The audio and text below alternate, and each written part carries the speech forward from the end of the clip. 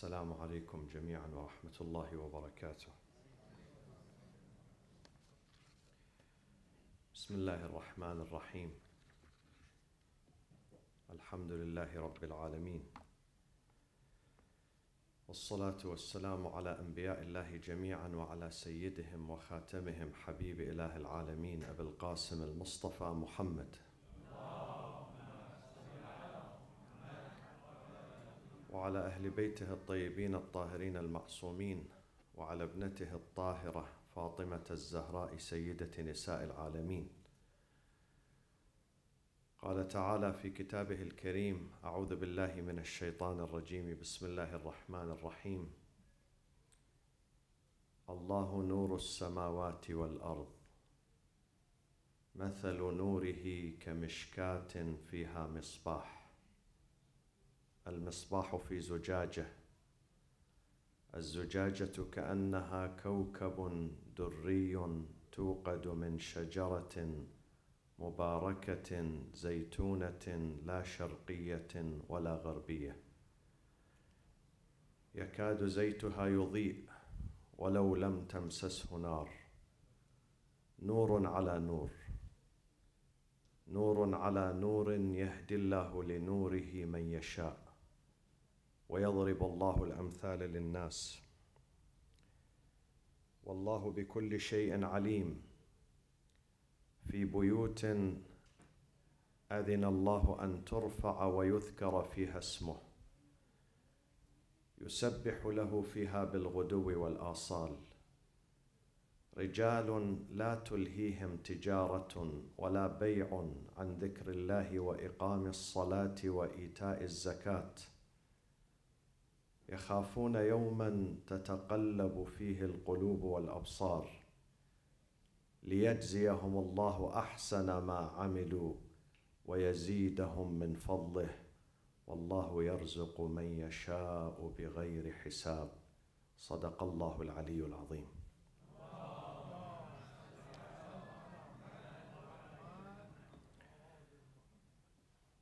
Ethicists, ulama al-akhlaq, contend that there are three reasons and three motives that drive a person to respect the law.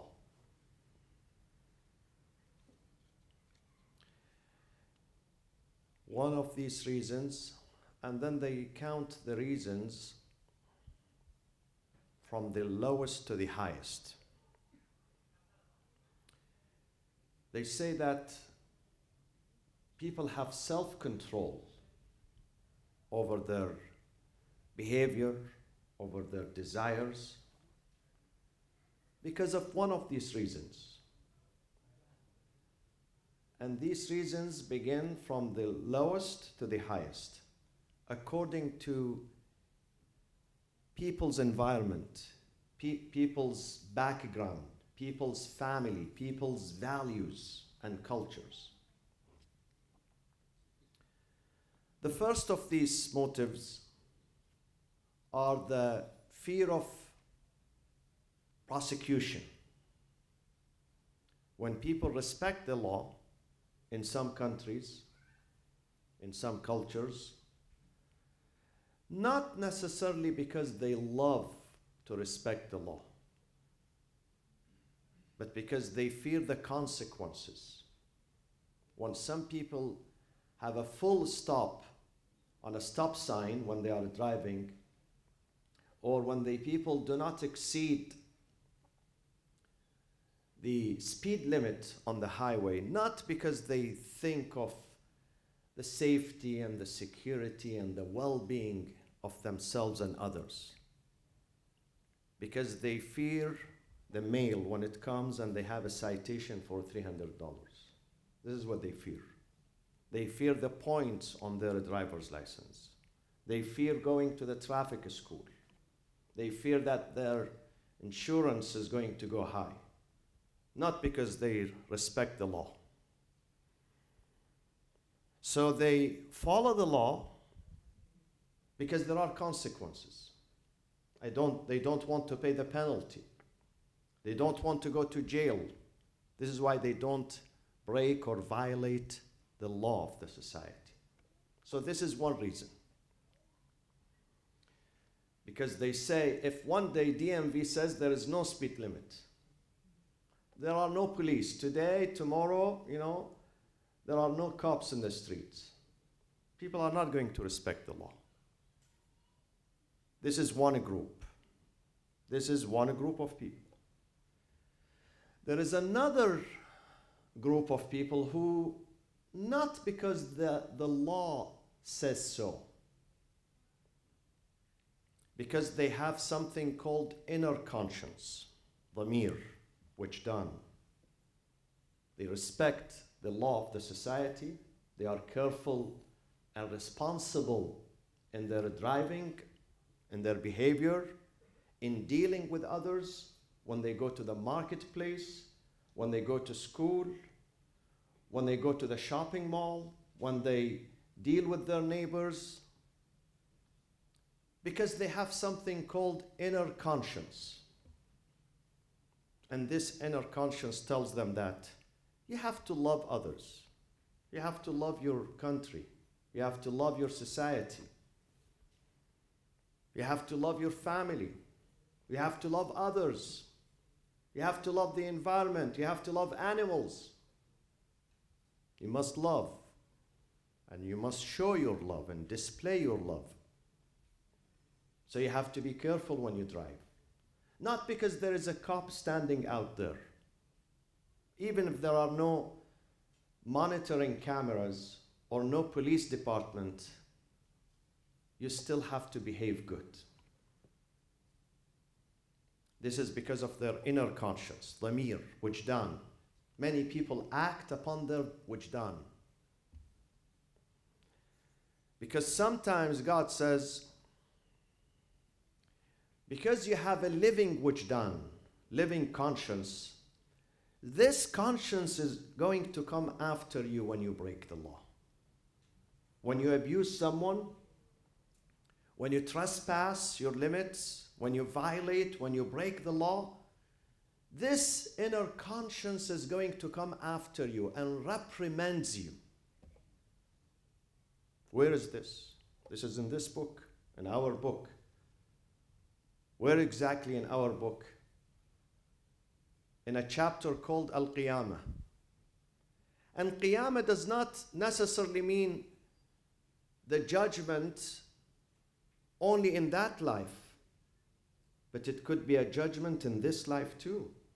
Before you arrive into that one, there is a pre-judgment. There are two types of judgments. One is the major, which is in that one, the final, the major, the grand. And one, the minor, here, the minor qiyamah. Allah says, لا أقسم بيوم القيامة ولا أقسم بالنفس اللوامة. لا أقسم, though la in Arabic literature, it means negation, nafi. But in the Quranic language, when God uses it, it means taking an oath, qasam. It means I take oath by the day of judgment. I swear, God says, I swear by the day of judgment. لا أقسم بيوم القيامة ولا أقسم بالنفس اللوامة. نفس اللوامة is what? Is the reproaching soul. The soul that comes after you. If you have wujdan, because some people do not have wujdan. Wujdan is dead. Their conscience is dead. It's dead. It's out of work. But if they have inner conscience, their inner soul, it will remind them. Sometimes it gives a friendly reminder. Do you receive sometimes friendly reminder from TNT, from Edison Company, from the water company, from friendly reminder? It comes to them. It tells them you did a violation today. Today, you broke the heart of someone, a human being. Today, you were spreading rumors, false rumors against someone innocent in your community, in your family. Today, you took something that does not belong to you. You shouldn't have touched that item because it does not belong to you. You violated. This is nafsul lawama. If we are connected with God, then this nafs al-lawama is activated. It's active. It's fresh. It's lively. It gives warning. Have you seen sometimes when you don't change the battery of this fire alarm in your home, it goes dead. Even if there is thick smoke, it doesn't sound because there is no battery. The battery is dead. If you keep the battery fresh, then it will sound. It will warn you. Same thing with nafsul lawama. If the battery of this nafsul lawama works, then it will warn you that something wrong happened tonight or today. You did something wrong, violation.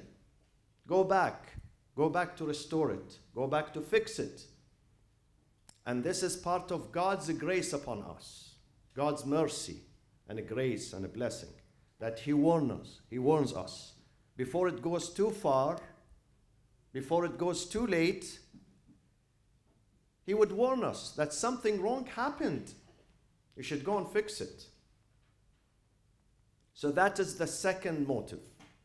Why some people respect the law, respect the rules and regulations. Why some people have self-control and self-restraint.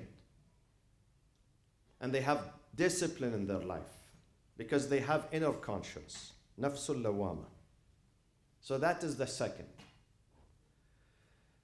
Ulama al-akhlaq, the ethicists, they say there is something even much bigger and higher than the inner conscience. Much bigger and higher. And that is the best type of control. That is the best type of discipline. That is the best type of making your life wonderful and guilt-free. And guilt-free. And you go home and you have peace with yourself. Sometimes you have peace with neighbors, with your friends, but the most important type of peace when you have peace with your own self. You are not quarreling with yourself. You are not in conflict with yourself. You are in harmony with yourself. You keep yourself under control. Once you have peace with yourself, you are not going to quarrel with anyone. With anyone. You live in peace. Do you know why some people are troubled? They always complain. Always, left and right, left and right. Complain about this, about the food, about the weather, about the street, about the building, about the neighbor, about the husband, the wife, the son. Because they don't have peace with their own selves. They don't have peace with their own selves. When they don't have peace with their own selves, definitely they are not going to establish peace with anyone. So what is that third level? What is the third motive of keeping us self-controlled? This is the subject of tonight.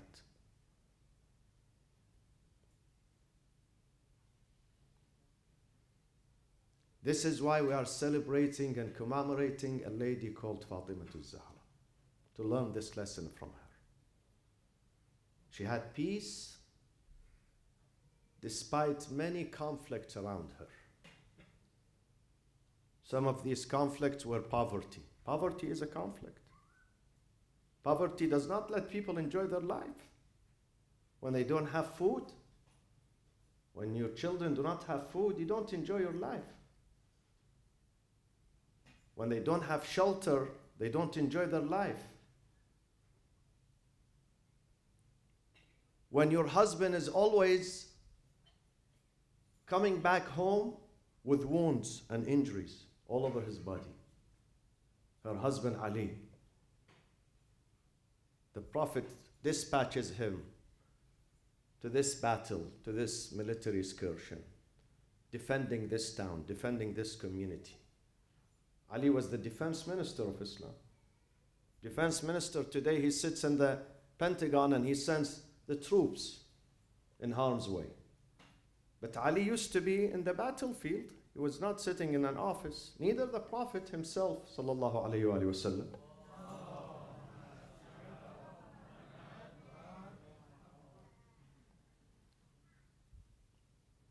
So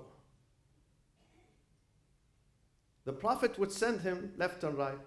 Ali had a brother called Ja'far bin Abi Talib, who was killed in the Battle of Mu'tah. Mu'tah was against the Roman Empire. Mu'tah today is a city south of Amman, the capital of Jordan. 2 hours drive south of Amman.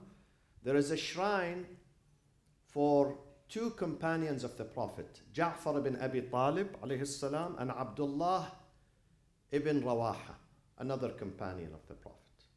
They are buried there. Ja'far is the younger brother of Imam Ali. One day, God said to the Prophet,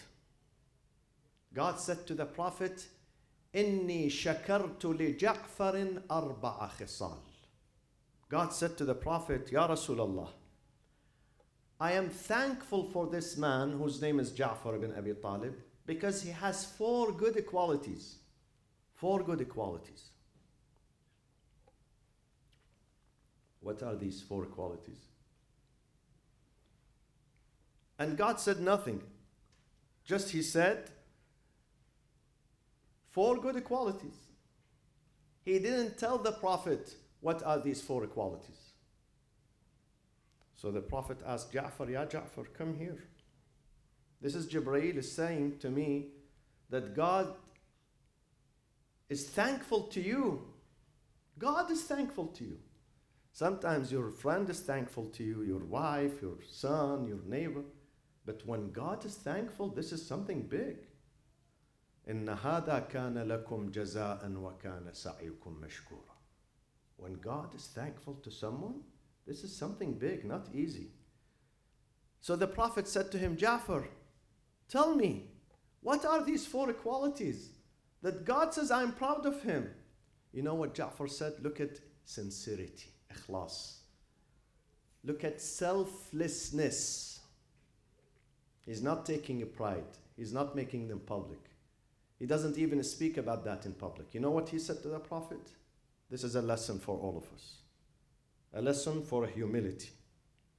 He said, Ya Rasulallah, لو أن الله لم يخبرك بها لما أخبرتك بها. If it wasn't for God to reveal this secret to you, I wouldn't have come and said this to you. But because God, He mentioned this to you and you are asking me. Otherwise, I would not come to you and tell you about them. These are between me and God. These are not for public audience. This is not for publishing. So the Prophet said to him, tell me, Ya Ja'far, what are these 4 qualities? He said, Ya Rasulullah, ما شربت خمرا قط. I never tasted wine at all in my life.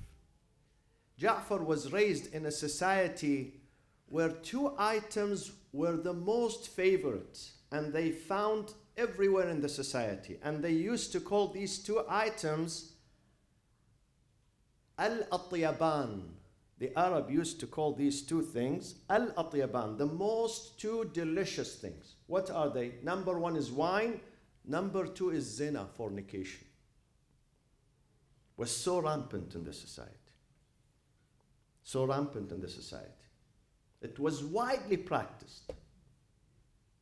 In every house, every corner, Ja'far said, I kept myself safe. I never tasted a drop of wine. The Prophet said, why, Ya Ja'far?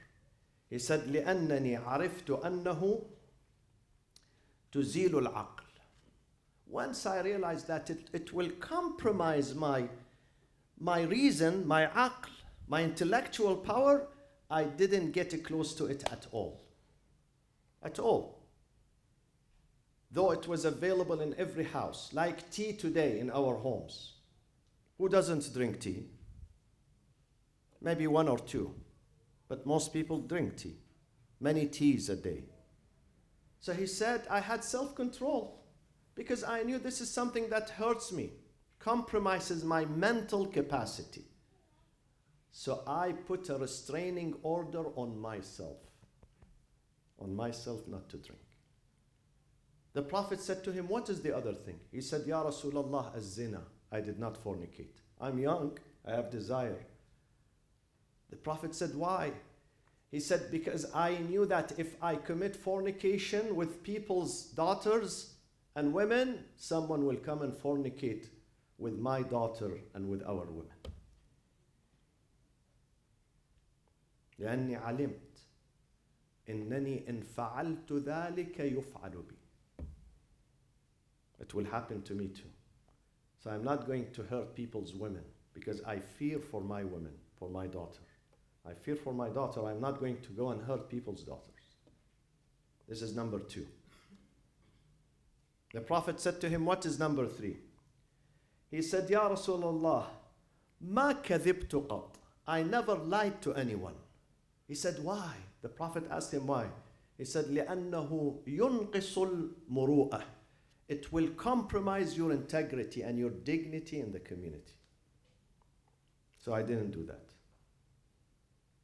It requires a lot of self-control. These are not easy. Someone who's raised in a non-Islamic society where people always lie, and he's young and he keeps himself no lying, he speaks the truth. This is not easy. The Prophet said to him, Ja'far, what is the 4th quality? He said, Ya Rasulallah, ma abadtu sanaman qat. I never bowed down to these idols in Mecca. Every corner in Mecca had an idol, even the Kaaba, the top of the Kaaba. They placed their idols at the top of the Kaaba, the roof of the Kaaba, and inside the Kaaba, and inside the sacred mosque, at the Mount of Safa, at the Mount of Marwa. It were filled with idols, but I never bowed down to any idol. Why? The Prophet asked him why. He said, Ya Rasulullah, لأني علمت أنه لا يضر ولا ينفع. These are a bunch of stones. They would neither hurt nor benefit. So I didn't waste my time. Yes, my friends, my colleagues, they used to worship idols. I didn't do that. You know what the Prophet said?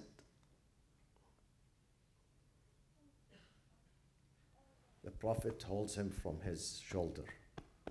He says, Ya Ja'far, haqqan ala Allah.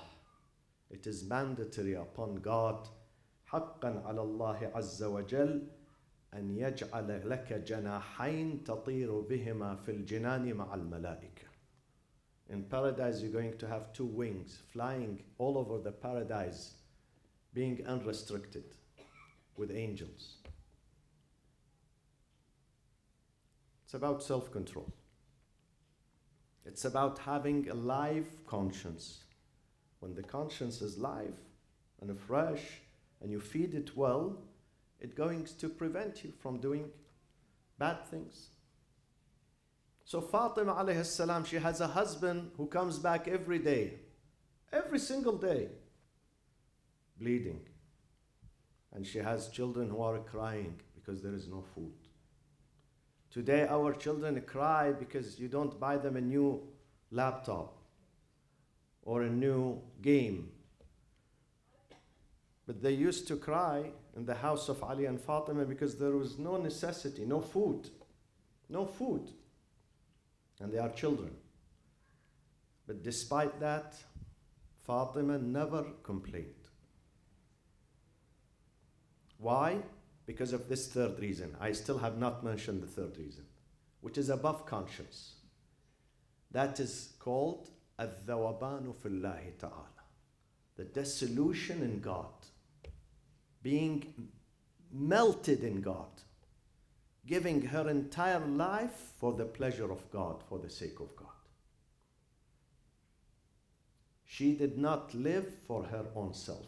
She lived for God and to uphold the principles of God on earth, to be a role model for other women.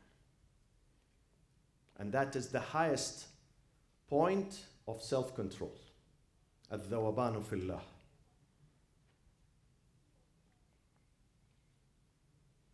This is why the Prophet said something about her that he never said to any person.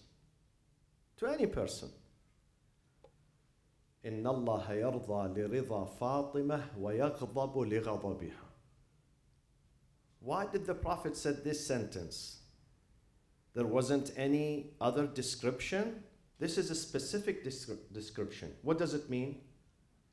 It means that God gets angry for Fatima's anger and happy for her happiness. How does that work? God is the God of the entire universe.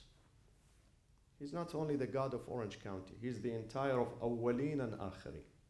Not only humans, all inhabitants, the cosmos system. How does God agree with the feelings, the sentiments of a lady? Yes, he does. He does. If that lady, if that person, if that insan individual gives his entire being, his entire existence to God, God will reciprocate. And this is the exemplification of a hadith, hadith al-Qudsi. What does the hadith says? The hadith says, ما يزال عبدي يتقرب إلي بالنوافل. My servant keeps getting closer to me through virtuous acts, through acts of worship. Acts of worship, sometimes nawafil, you stand for prayers, extra prayers.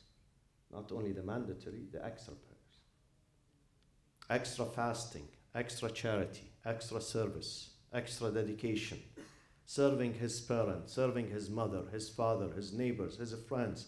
Dedicating his life to make people happy around him. ما يزال عبدي المؤمن. Dedicating his life. Like a soldier. A soldier dedicates himself to protect his country, his society. So this abd, this servant, the hadith says, keeps dedicating himself to serving God. ما يزال عبدي يتقرب إلي بالنوافل حتى أحبه. He does so much service till the day I fall in love with him. God says I fall in love with him. حتى أحبه. Once I fall in love with my servant, فإذا أحببته كنت سمعه الذي يسمع به. I become, God says, I become his hearing. وَكُنْتُ بَصَرُهُ الَّذِي يُبْصِرُ بِهِ. And I become his vision where he sees things with it. وَيَدُهُ الَّتِي يَبْطُشُ بِهَا. I become his hand where he executes things with his hand. Meaning everything that servant does as if God is doing. This is a parable in this book. God says to Prophet Muhammad, what does he say to Prophet Muhammad sallallahu alaihi wasallam? إن الذين يبايعونك إنما يبايعون الله يد الله فوق أيديهم. Those who shake hand with you, Ya Rasulullah, as if they are shaking hand with God. This means the hand of the Prophet is the hand of God. Of course, God does not have physical hand. This is a metaphor. This is a metaphor. God does not have a physical hand, neither a physical face. So those who shake hand with the Prophet, those who are loyal, sincere, as if they put their hands in God's hand. More than that, it says when you pay charity to someone, faqir, sitting on the side of the road, asking for help, when you put something in his hand, once you touch, your hand touches the hand of that person, bring it back and kiss your hand. Why? Because it has touched the hand of God. When you pay sadaqah, you touch the hand of God. This is a metaphor. So the hadith says that such a dedicated person, sincere person, His hand is the hand of God. His ears, his eyes are the eyes of God. كنت سمعه الذي يسمع به وبصره الذي يبصر بها ويده التي يبطش بها ورجله التي يمشي بها. The feet that he walks with it is the feet of God.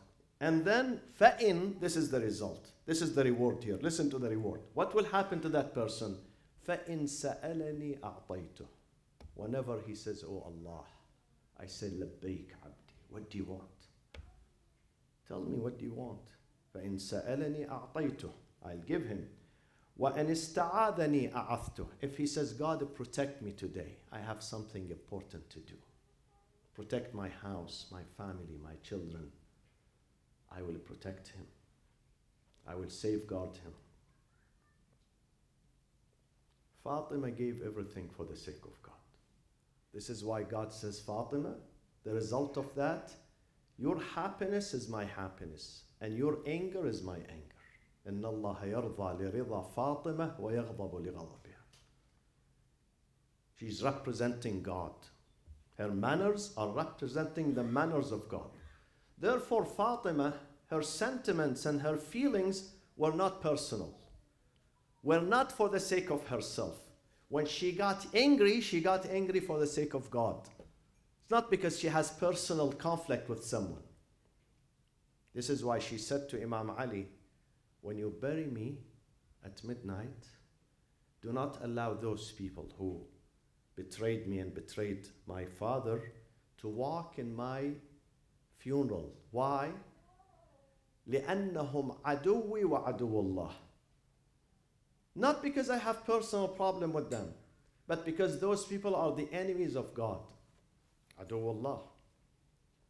They betrayed the Prophet of God. They betrayed God himself. I don't want them to be in my funeral.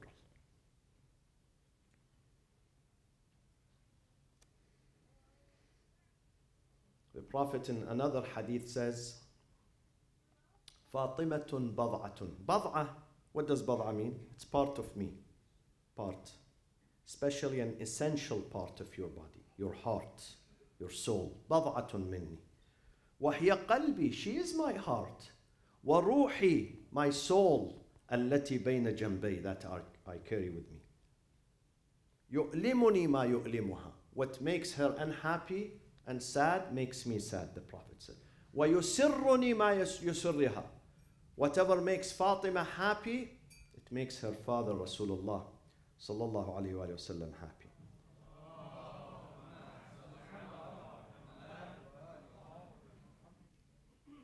The Prophet one day turned to Imam Ali and said this sentence.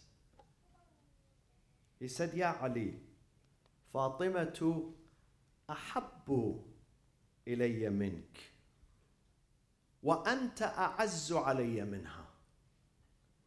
This is a puzzle. Mahabba and ma'azza. The Prophet says, when it comes to hub, to love, Fatima is more beloved to me than you, Ali. But you are more dear to me than Fatima.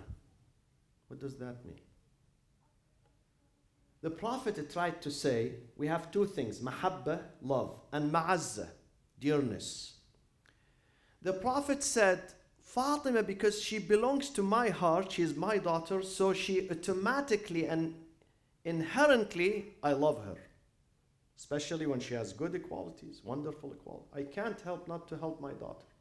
Sometimes even if your daughter is not good, she hurts you, but you love her. Don't you do that, fathers and mothers? You love your daughters. So I inherently love Fatima. But Ali, you are dearer to me than my daughter. Why? Because I experienced your goodness. When someone becomes Aziz in your eyes, why does he become Aziz? Why you say to someone, you are Aziz in my eyes? Because you experienced that person. Experienced his good qualities, his patience, his ikhlas, his sincerity, his purity. So Fatima inherently is beloved to me. But Ali, you earn it through your work. Because the Prophet had many cousins, but they were not dear to the Prophet. Not all of them were dear to the Prophet. Ali was outstanding because of his behavior, because of his manners. Let me conclude with this. I started with this verse in Surah An-Nur, probably one of the most powerful Quranic expressions about God and the noble ones on earth. God and his manifestations.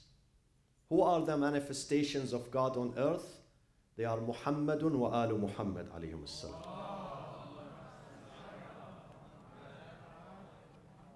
Allahu nuru as-samawati wal-ard. Mathalu nurihi kamishkat.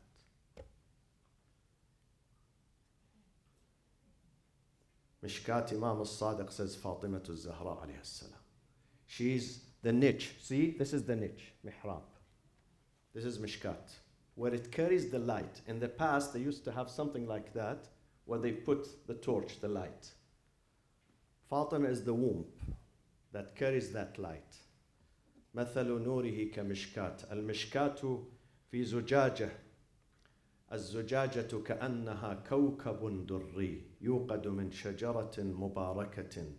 The fuel is continuous. Is from that holy tree. Where is the holy tree?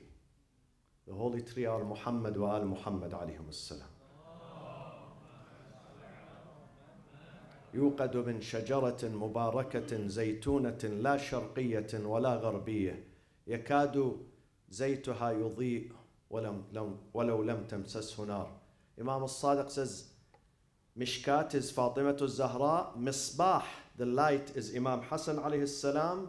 The glass that carries that light is Imam Hussein. Az-Zujaja is Imam Hussein alayhi salam. The Shajara is Prophet and his family. Nurun ala nur, those are the Imams of Ahlul Bayt, the descendants of Imam Hussein alayhi salam, till Imam al-Mahdi alayhi salatu wassalam. Those are the manifestation of God's light on earth. God has a light. Allahu nuru as-samawati wal ard. God is a light that enlightens not only the universe, the physical items, but your heart and your mind too. Who are the manifestations of these lights, of the light of God? Ahlul Bayt. Nurun ala nur. Yahdi Allahu li nurihi man yasha. See, this is something special here. God says not all people are entitled to get this light. Not all. They have to earn it. They have to work for it. If the heart is dark and people, they insist on that, on staying in darkness, they don't want the light, God is not going to impose this light on them. Why? Because يَهْدِ اللَّهُ لِنُورِهِ مَنْ يَشَاءُ. Allah guides to this light whoever He wishes, He wants, He loves. So you receive the light, take care of that light. Do not extinguish that light. How do we extinguish this light? With our ma'siyah, with our sins. When you commit a sin, the light is going to dim. If we keep sinning, the light is going to disappear. And if the light disappears, what is the result? God says, وَمَنْ لَمْ يَجْعَلِ اللَّهُ لَهُ نُورًا فَمَا لَهُ مِن نُور. If I take away my light from someone, he cannot get this light elsewhere. فَمَا لَهُ مِن نُور. Let's take care of that light. Love is not enough.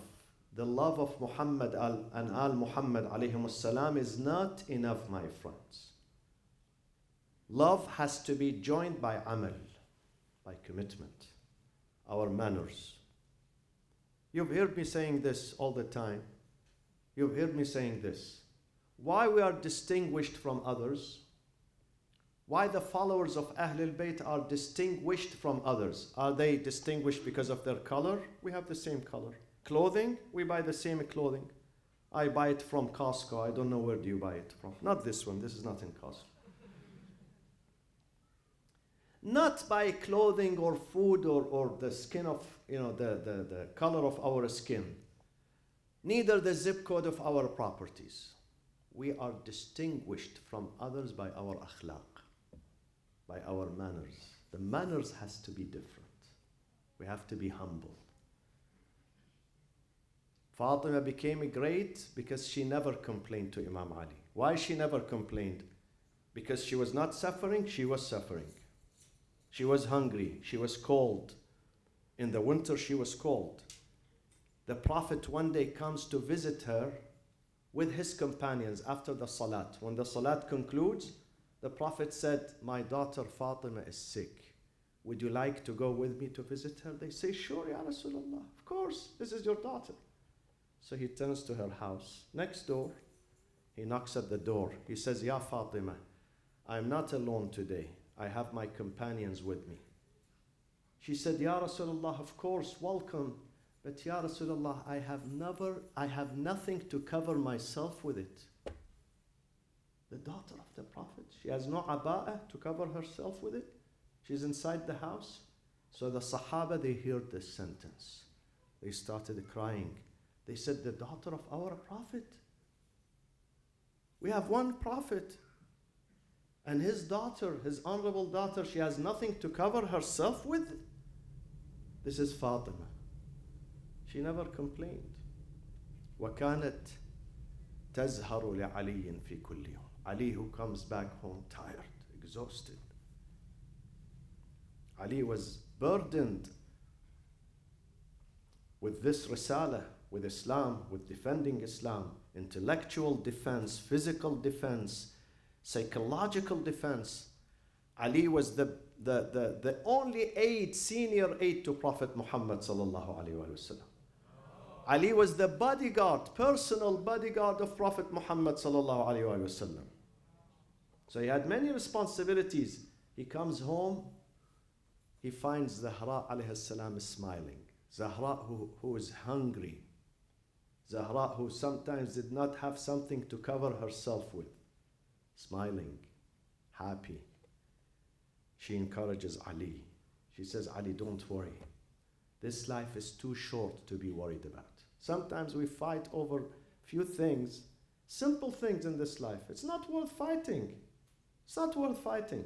We think that we are staying here forever, for another 200 years. Not knowing that we leave everything behind. Everything is going to be left behind. And we go naked. Fatima realized the secret. She knew that she's not staying here. وَلَلْآخِرَةُ, because God said to the Prophet, وَلَلْآخِرَةُ خَيْرٌ لَكَ. Surah Al-Duha. وَالضُّحَى وَاللَّيْلِ إِذَا سَجَى مَا وَدَّعَكَ رَبُّكَ وَمَا قَلَى وَلَلْآخِرَةُ, verily, the akhirah, the hereafter, Ya Rasulullah, is your real abode, not this one. Not this one. Not this temporary one. وَلَلْآخِرَةُ خَيْرٌ لَكَ مِنَ الْأُولَى. And then I promise you, Ya Rasulullah, وَلَسَوْفَ يُعْطِيكَ رَبُّكَ فَتَرْضَى. We will give you to the point you will be fully satisfied. So they knew they are not here. And this is not only the Prophet, this is a message to all of us. To me, God is saying through the Prophet to me, Ya Moustafa, وَلَلْآخِرَةُ خَيْرٌ لَكَ مِنَ الْأُولَى. To all of us. Don't be misled by this dunya. Use the dunya, do not let the dunya uses you. Have control over this dunya. Have control over your desires. Today is the second day of Jumada Thani. Tomorrow is the third. Tonight exactly is the eve of Fatima's departure.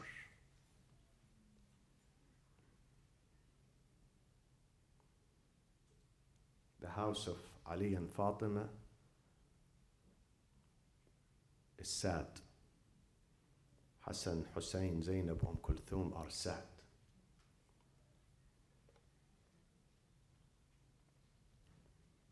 Ali knows his beloved wife, beloved friend, his sweetheart, his soulmate is leaving tonight. Of course, everyone dies, Ahlul Bayt are not sad because they are dying. Ali was sad for something important. Because 10 or 12 years earlier, when the Prophet gave him Fatima at the night of his wedding, the Prophet made a very important statement. He said, Ya Ali, I have this dear daughter. I raised her. To me, she's a mother. Fatima to Ummu Abiha. She's so beloved to me. One thing I ask you, Ya Ali, take care of this daughter. Take care of my daughter. Ya Ali, هذه وديعتي عندك. Wadi'a means trust. I am entrusting you to take care of my daughter. That's the only thing I want from you. Imam Ali was sad because he did everything possible to protect Fatima and to make her happy and to respect her, but yet Fatima was murdered.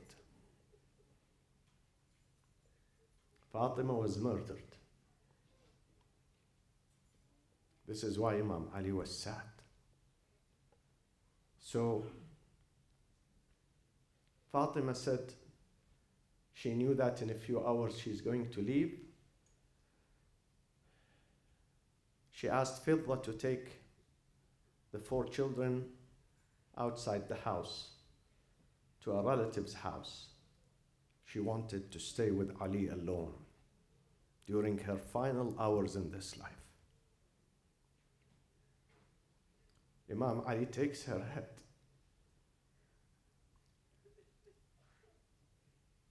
وَبَكَيَا سَاعَةً, and for a period of time they were saying nothing but tears, both.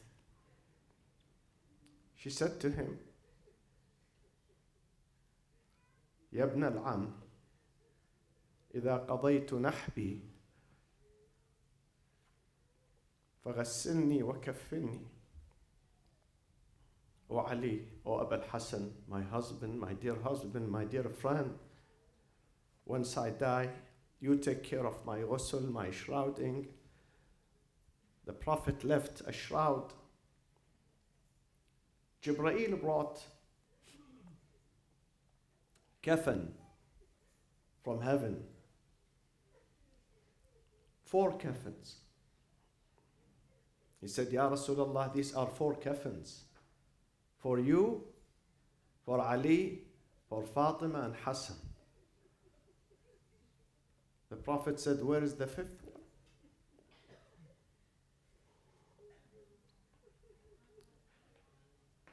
Jibreel said, Ya Rasulullah, Allah says, Al-Hussein kafanuhu rimalu Karbala. Hussein does not need kafan.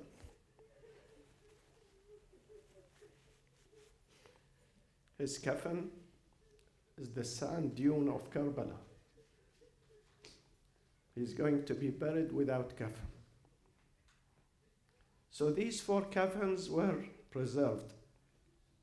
For Imam, the Prophet used the first one, the second one went for Fatima. So she said to him, shroud me with this. وَادْفُنِّي بِاللَّيْلِ إِذَا نَامَتِ الْعُيُونُ وَهَجَعَتِ الْأَبْصَارِ. Take me to my graveside at night when people are asleep. And don't let people to know my gravesite, because this is a declaration. This is a proclamation that I was killed, I was murdered. Let people know that. Defending Islam, defending my father's message. And then I want you to take care of my 4 children, Ya Ali. I know you are extra careful, extra compassion, but you know those 4 children, they need attention. فإنهما سيصبحان يتيمين غريبين منكسرين بالأمس فقدا جدهما واليوم يفقدان أمهما. Just a few days ago they missed their grandfather Rasulullah, and today they are missing their mother Fatima. So please, Ya Ali, be extra careful with them. Especially, I want you to take care of Hussein. Hussein needs extra care. So, only 7 people carried the coffin of Fatima to her gravesite after midnight. 7 loyal people, 7 wonderful people who stayed loyal to the Prophet and his family. Once they reached the gravesite, Imam Ali turned to them and he said to them, Ya Abu Dhar, please, Ya Abu Dhar. Abu Dhar al-Ghifari was one of them. Please take the hands of Hassan and Hussein. Take them back home. I don't want them to see how their mother is being buried. Take them back home. So Abu Dhar took Hassan and Hussein. One is 7, one is 8. He took them back home. And then Imam Ali turned to the rest and he said to them, you also go back home and leave me alone with Fatima. He carried the body of Fatima. He put it inside the grave. Then he said, he turned to the Prophet. He said, Assalamu alayka ya Rasulallah. عني وعن ابنتك النازلة في جوارك والسريعة اللحاق بك. I am greeting you, Ya Rasulullah, on my behalf and on behalf of your own daughter that she came immediately to join you, Ya Rasulullah. Ya Rasulullah, I have one request, because Fatima did not let me know this. Ask your daughter Fatima when you meet her now why her ribs are broken, Ya Rasulullah. Tell her what happened to her. أرى علل الدنيا علي كثيرة وصاحبها حتى الممات عليل لكل افتجاع من خليلين فرقة وكل الذي دون الممات قليل وإن افتقادي فاطما بعد أحمد دليل على ألا يدوم خليل إنا لله وإنا إليه راجعون وسيعلم الذين ظلموا أي منقلب ينقلبون والعاقبة للمتقين وصلى الله وسلم على سيدنا محمد وأهل بيته الطيبين الطاهرين.